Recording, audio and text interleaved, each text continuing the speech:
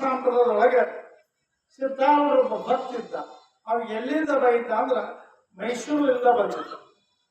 ಅವನ ಹೆಸರು ಏನಂದ್ರೆ ಬೋಳೆ ಭಕ್ತ ಅಂತ ಹೆಸರಿಟ್ಟಿದ್ರು. ಬಹಳ ಮನುಷ್ಯ ಪ್ರಾಮಾಣಿಕ. ಅವ ಬರು ಮುಂದ 20,000 ರೂಪಾಯಿ ತಗೊಂಡು ಬೈದ. ಆಗಲ್ಲ, ಎದಕ್ಕೆ ನಮ್ಮ ಸಂರಕ್ಷಣೆ ಮಾಡ್ತದ, ನಮ್ಗೆ ಎಲ್ಲದಕ್ಕೂ ಅನುಕೂಲ ಆಗತ್ತ ಅಂತ ತಿಳ್ಕೊಂಡು 20,000 ರೂಪಾಯಿ ಹಣ ತಂದಿದ್ದ. ಹುಬ್ಬಳ್ಳಿ ಒಳಗೆ ಏನ್ ಮಾಡಿದ ಅಂದ್ರೆ ಬಾಡಿಗೆ ಕೂಲಿ ಹಿಡ್ಕೊಂಡು ಏನ್ ಮಾಡ್ತಿದ್ನಂದ್ರ ಬೆಳ್ಳಿ ಬರ್ತಂದು ರೊಕ್ಕ ಕಾಯ್ತಿದ್ದ. ಏನ್ ಕಾಯ್ತಿದ್ದ? ಆ ಹಣ ಕಾಯ್ತಿದ್ದ. ಮುಂದೆ ಎದ್ದು 10 ಗಂಟೆಗೆ ಪ್ರವಚನ ಕೇಳಕ್ ಬಂದಿದ್ದ. ಸಿದ್ಧಾರೂಢಪ್ಪರ ಮುಂದೆ ಕುಂದಿರ್ತಿದ್ದ. ಅವ ಹೆಂಗ್ ಮಾಡ್ತಿದ್ದ ಅಂದ್ರೆ ನಿದ್ದೆ ಮಾಡಕತ್ತಿದ್ದ. ನಿದ್ದೆ ಮಾಡಕತ್ತಿದ್ದ. ಸಿದ್ಧಾರೂಢಪ್ಪರಂದ್ರು ಅಧಿಕಾರಿಗಳ ಲಕ್ಷಣ ಇದ್ರೆ ಶಾಸ್ತ್ರ ತಿಳ್ತದ, ಅಧಿಕಾರಿಗಳ ಅನಾಧಿಕಾರಿಗೆ ಏನ್ ತಿಳ್ತದ ಅಂತ ತಿಳ್ಕೊಂಡು ಅವ್ರಂದ್ರು ಈ ಹುಡುಗಿ ಅಂತ ಶುದ್ಧ ಅದಾನೋ ಅಂತ ತಿಳ್ಕೊಂಡು ಸಂಕಲ್ಪ ಮಾಡ್ತಿದ್ರು.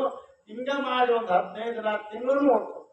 ಆವಾಗ ವಿಚಾರ ಮಾಡಿದ್ರಿ ಇವ್ ಅಧಿಕಾರಿ ಅಂದ್ರೆ ಕರೆ, ಆದ್ರೆ ಹೇಳಿದ್ದು ಯಾಕ್ತೀವಿ ಇವಾಗ ನಿಮ್ಗ ಶಾಲೆಗೆ ಹೋಗಬೇಕಾದ್ರೂ ಶಾಲೆ ಹುಡುಗರು ಇರ್ತಾವ. ಬಾಯಿ ಪ್ರಶ್ನೆ ಕೇಳಿದ್ರೆ ಉತ್ತರ ಹೇಳಕ್ ಬರಲ್ಲ. ಯಾಕೆ ಅವ್ರ ಮನಸ್ಸದರ ಕೊಟ್ಟು ಓದ್ಕೊಂಡಿಲ್ಲ, ಕಲಿಸ್ಕೊಂಡಿಲ್ಲ. ಹಾಗೆ ಅವನ ಪ್ರಶ್ನೆನೂ ತಿಳಿಲ್ಲ, ಉತ್ತರಿಸಿಲ್ಲ.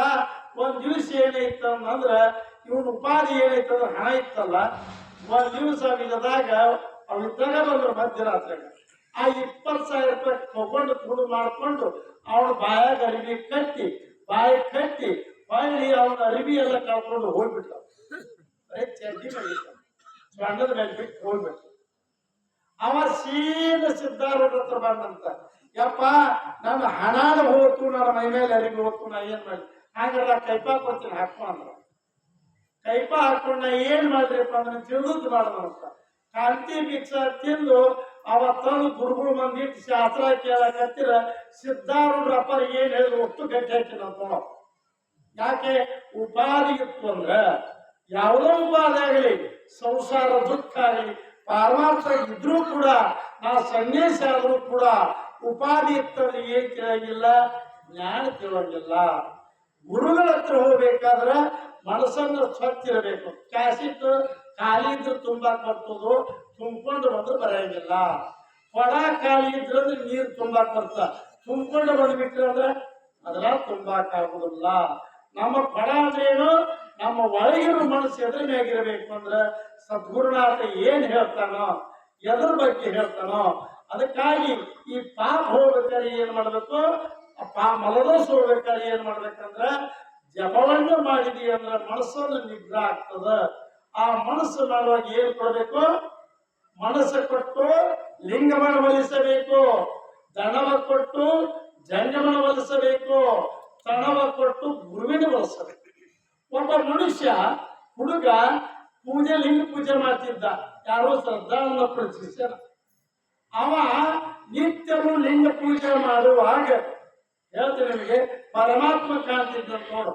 ಎದ್ರಾಗ ಲಿಂಗದೊಳಗೆ ನಿತ್ಯನು ಪರಮಾತ್ಮ ಕಾಣಬೇಕು, ಗುರು ಕಾಣಬೇಕು. ಅವನ ಮನಸ್ಸು ಸ್ವಚ್ಛ. ಅವನ ಗೆಳೆಯ ಏನ್ ಮಾಡ್ತಿದ್ದಂದ್ರೆ ದಿನ ಪಿಕ್ಚರ್ ಹೋಗ್ತಿದ್ನಂತ. ಅವನ ಗೆಳೆಯ ಅವ ಬಂದಂತ, ಏನು ಮರ ಬರೀ ಲಿಂಗ ಪೂಜೆ ಮಾಡ್ತಿದ್ದಿ, ಆ ಜನ್ಮ ಜೋಡಿ ಪಿಕ್ಚರ್ ನೋಡಕ್ ಬಾ ಅಂತ. ಇವನು ಲಿಂಗ ಪೂಜೆ ಮಾಡೋನು ಕರ್ಕೊಂಡು ಹೋಗಿ ಬೆಳಗ್ಗೆ ಪಿಕ್ಚರ್ ನೋಡಿ ಬಂದು ಮುಂಜಾನೆ ಅಂತ ಲಿಂಗ ಪೂಜೆ ಮಾಡಕತ್ತಿದಂತ.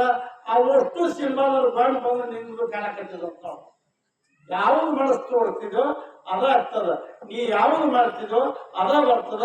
ಅಂತ ಮನವನ್ನ ನಿಗ್ರಹ ಮಾಡ್ಬೇಕಾದ್ರೆ ಸದ್ಗುರುನಾಥರು ಹೋಗಿ ಸದ್ಗುರುನಾಥನ ಪಾದಕ್ಕೆ ನಮಸ್ಕಾರ ಮಾಡಿ, ಪರಮಾತ್ಮ ನನ್ನ ಉದ್ಧಾರ ಮಾಡುವಂತ ಶಕ್ತಿ ಕೊಡು, ನನ್ನ ಜ್ಞಾನ ಬರುವಂತ ಶಕ್ತಿ ಕೊಡ್ಬೇಕಂತ ತಿಳ್ಕೊಂಡು ದೀರ್ಘದಂಡ ನಮಸ್ಕಾರವನ್ನು ಮಾಡಿದ್ರೆ ಗುರುಗಳು ಅರ್ಥಂಗ ಸ್ಥಾನ ಸದ್ಭಾವ ಸೇವೆಗಳನ್ನು ಮಾಡಿದ್ರೆ ಗುರು ಎಲಿತಾನ. ಹಾಗೆ ಗುರು ಎಲಿದ್ರೆ, ಯಾಕಂದ್ರೆ ಇನ್ನೂ ಪೂಜ್ಯರು ಮಾಡಿದ್ರ ಸ್ವಾಮಿ ಹೊಂದಿರ್ಬೇಕಾಗ್ತದ. ಕೈ ಸ್ವಾಮಿ, ಬಾಯಿ ಸ್ವಾಮಿ, ವಾರ್ಪೋಳ ಸ್ವಾಮಿ ಬರಬಾರ್ದು ಅಂತ ತಿಳ್ಕೊಂಡು ನಾನು ಯಾರು ಮಾತಾಡ್ತೀನಿ.